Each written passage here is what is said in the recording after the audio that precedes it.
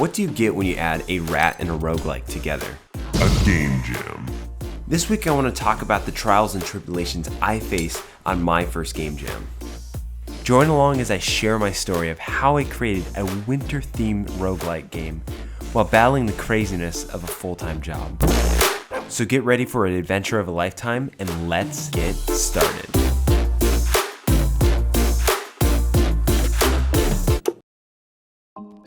Our story begins in January of 2020.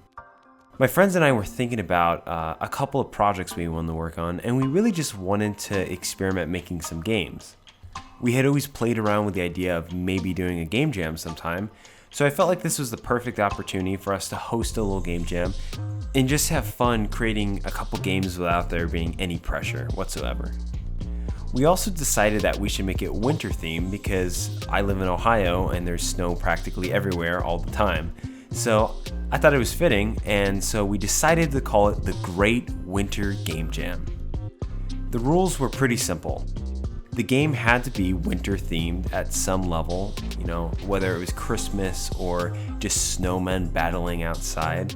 And the game had to have top-down movement with no more than 10 levels. So we had our theme and idea, we put it on itch.io, and we were excited because this was the first time we've ever done a game jam. Now I know what you're thinking, we probably should have joined someone else's game jam before we made our own. And you know what I say to that? Something terrible is about to happen. So my friends and I went into our own little elf workshops and started thinking of ideas for some games. I actually made 2 games for this jam. And I don't know why, and I've noticed that this has happened to me ever since I've done this game jam, but I always start out using majority of my time trying to make this massive game. So my first attempt at the game was going to be a Earthbound kind of themed RPG, and the protagonist was going to be this little elf character that looks surprisingly familiar.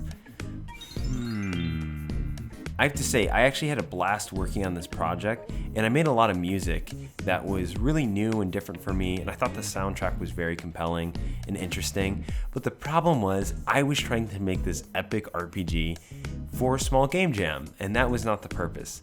So, as quickly as I came up with this idea, I had to put my elf game on the shelf and go back to the drawing board and think of something different. At this point in time, I had a revelation.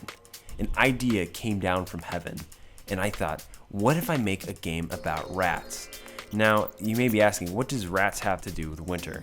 And my answer is, I have no idea. I just wanted to do it, and I thought maybe I can make it like this winter dungeon that this rat is going through, and his goal is to find this ancient cheese wheel to help the cheese factories stop from being frozen over.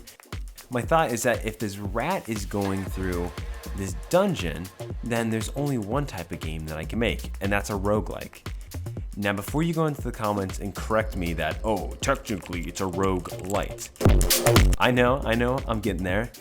The difference between a roguelike and a roguelite is very different. One is a game that's based off of a dungeon crawling game called Rogue, while others have qualities of roguelikes with procedural generation or permadeaths. Spelunky or The Binding of Isaac is a good example of those. Another reason I wanted to do a roguelike is I wanted to cheat the 10-room rule for the game jam. I thought I can just do procedural generation in the same room and it never has to change. That way I could have as many rooms as I want, infinite, and technically it wasn't breaking the rules because it was all still in the same room. So feeling inspired, I jumped right in to this new gaming adventure. Starting off, I had to think about what was the main mechanic. How did the player get to the next room of the dungeon to get all the way down to the bottom? And I played around with it back and forth. Maybe you had to kill all the enemies. Maybe a door randomly spawned. Or maybe you could break pots or kill enemies and there was a key that would be dropped.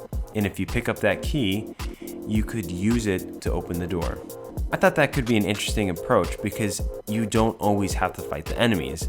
If you break a pot and the key appears, then you can just avoid the enemies and save up your health. Or you could purposely try to stick around and fight everything to save up money. Of course, money needed to have some sort of significance, so I thought, what if a shop appeared every 3 to 6 floors? You never knew when it was going to appear, so your goal was just to grind up as much money as possible while still keeping your health. And in typical roguelike fashion, if you died, the game was over. I also spent a little bit of time trying to think through what I should do for the visuals, and I realized I didn't want to spend a lot of time making artwork because I would need that time to think through the procedural generation and the enemy AI. So I decided to go with a monochromatic 7x7 grid. That way the inner artist in me wouldn't come out and I would have to redo stuff over and over and over again, which is exactly what I did with the elf game. So with my basic blueprint, I started creating the game in Construct 3. At the time, I was actually really busy with work, and I didn't have a whole lot of free time to work when I got home. I ended up carrying a sketchbook with me all the time, and if I had ideas, I would either write it down, or I would write it down on my phone. And that way, I already kind of could think through what needed to be done, and the mechanics of it, so when I actually sat down to program it, it was fairly quick. So after completing the procedural generation, I fervently worked on my game every single day so I could complete it before the deadline. I created a menu for my game, I added a working shop, I made it that the enemies would actually follow you if you were in their line of sight. I also added it for every 10 floors that the color palette, the tiles, and the enemies would change, making the game harder as it went on. I wanted to add multiple endings to the game and even different characters that you could play. I also thought it'd be cool if there was different items that you could find throughout the dungeon and have different types of enemies. But the problem was I was running out of time and I didn't really have that much time to work on the game in the first place. So I decided not to give into the scope creep and just to publish my game the way it was.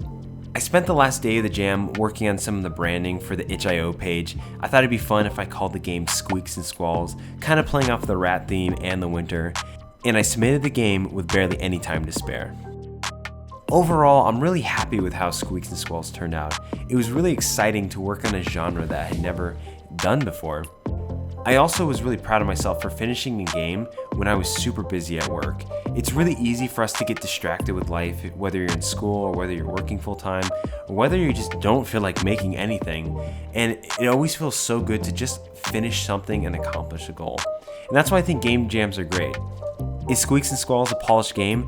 Definitely not, but I always have the opportunity to go back and improve things if I want. But it just feels good for me that I actually finished something that I said I was gonna do, and I did it in a short amount of time. If you're interested in playing Squeaks and Squalls, it's currently up on my itch.io page. I believe it's only a Windows download, but maybe I can eventually put up a web version. And if you're interested in joining a game jam, my studio Firith is actually hosting our second annual Great Winter Game Jam. It's unranked and it starts December 1st. It's gonna be a blast and I'm gonna be playing every single one of your guys' submissions. So thanks so much for watching this video. If you wanna see more, make sure to subscribe. Also make sure to check out our Discord if you just wanna join the community and talk to other game devs. It's awesome, it's great, and I always have great conversations with the people on there. So thank you guys so much and I'll see you next week for another game dev adventure.